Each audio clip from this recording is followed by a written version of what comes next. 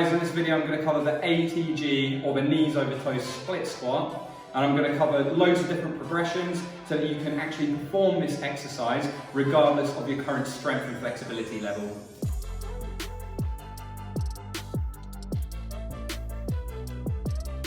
So I first found this exercise about 2 years ago, and since then I've been using it with myself and I've been using it with my clients, and it's been an absolute game changer when it comes to strengthening my knees, but also increasing my flexibility. The standard when we're doing an ATG split squat is to be able to perform it from the ground. And what we're looking out for is that we're keeping our torso upright, so we're not leaning forward. We've got our calf and our hamstrings are touching. Okay, so you don't want them away from each other, you want them actually to be in contact with each other throughout. And this back leg is extended, and I'm keeping the knee off of the floor. When you first start out with this, it's going to be difficult to perform it on the ground because you might not have very good knee flexion, ankle dorsiflexion, or even hip flexion and extension on the back leg to actually be able to perform it. So if you find that you can't get into that position, then what we can do is we can make it a little bit easier by using a step, raising that front leg and taking some of the pressure off of us so we can perform the squat a little bit easier. So we're going to start low, work our way up depending on your level of flexibility. So exactly the same here, we're looking to bring our calf and our hamstrings together. Something you can do to get yourself comfortable in this position is just go down into it and hold this position here as a stretch. So you can do an isometric stretch in this position. And we're just going to hold this here. We can do 30 seconds and then rest.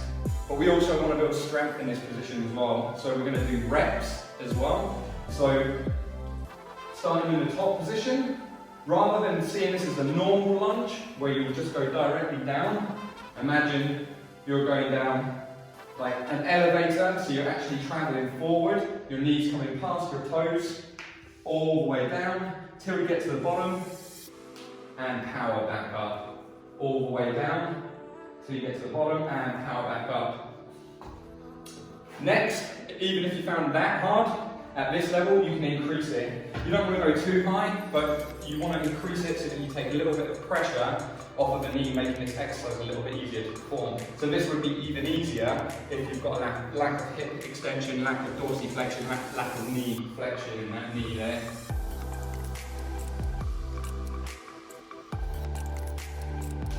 Now some people I know will even struggle with this, especially if you're like suffering from knee pain, or you've just never done any movements like this before where you're going deep into knee flexion. Maybe you've never even done lunges.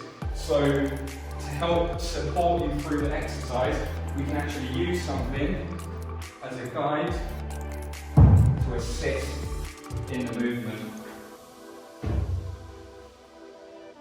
So I'm just going to hold on to this as I go down to support me.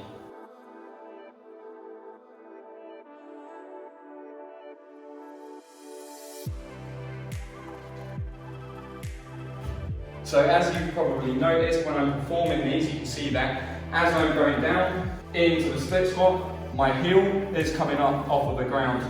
This is okay, your heel can come off the ground. This is going to help you to get into deeper knee flexion, something that if you were to keep your heel down on the ground, you may not be able to achieve. And this is perfectly fine, but when we start loading this up, we're eventually going to start to keep that heel down on the ground. We don't want to start loading it up and never increase that ability for our heel to stay on the ground. So we also want to improve and strengthen dorsiflexion of the ankle. Once we've hit full range of motion, so we can go all the way to the ground, we can then start loading it up. I'm going to show you how we're going to start loading it up. To begin with, you can just grab some dumbbells, so you're just going to keep the weight nice and light.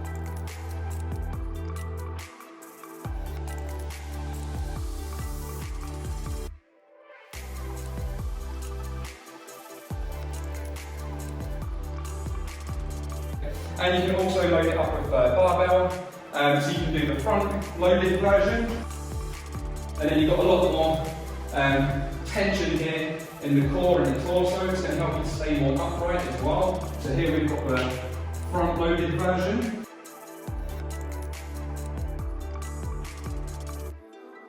And we've also got the back loaded version, which probably a lot more people are going to be comfortable with.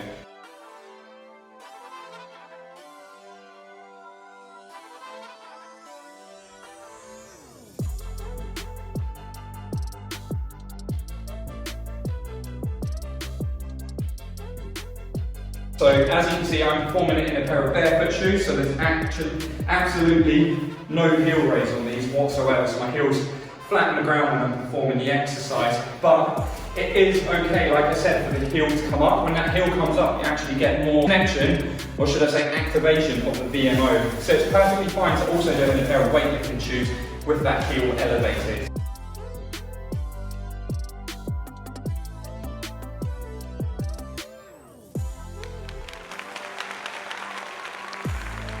I've run through various progressions of this exercise, so this should be adaptable to pretty much anybody and any flexibility level. But I would like to throw in an accessory stretch as well, something that's really helped me to improve my knee flexion, my hip extension, and really get a good stretch on the quads and the hip flexors. And this is a couch stretch, and we're just going to do this up against the wall.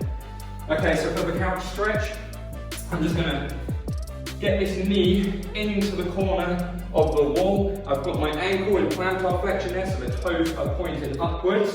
I'm then going to bring this leg out in front of me here.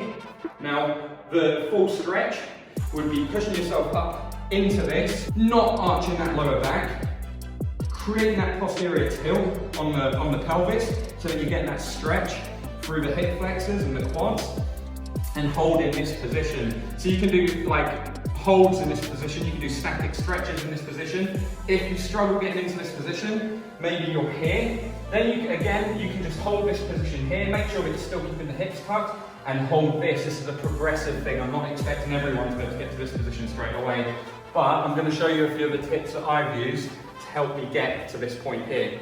So a big one for me was just using something to push into, something to support myself in the stretch. So into position, okay, and now rather than relying on my own strength and flexibility to pull myself into this position, I've got something to push into, push against, and hold this position here. And obviously the stretch is quite tense. I'm engaging my core and I'm just pushing into this. It's an isometric hold in this position here. And you can just work your way up until eventually you're all the way at the top and you don't need to use any support. So we can also make this more of an active stretch to really strengthen this hip extension and stretch the hip flexors. But by making it an active stretch, we're also going to work the front leg in hip flexion and knee flexion, even dorsiflexion on the ankle, so it mimics the ATG split squat that I've got you doing. So to do this, we're just going to go into the couch stretch, we're going to come up into the full stretch, and then from here, we're pushing forward, and you can see I'm trying to bring this calf and hamstring together, so the knee's traveling forward, dorsiflexion as well, so I'm getting a really good stretch in there, and I'm pushing back up into this stretch. So not only are we working these muscles here on the front and this joint, we're also still stretching and strengthening this back leg as well in hip extension and knee flexion. Thank you for watching this video, guys. If you found it useful, please subscribe to our channel and head over to our website to check out our programs.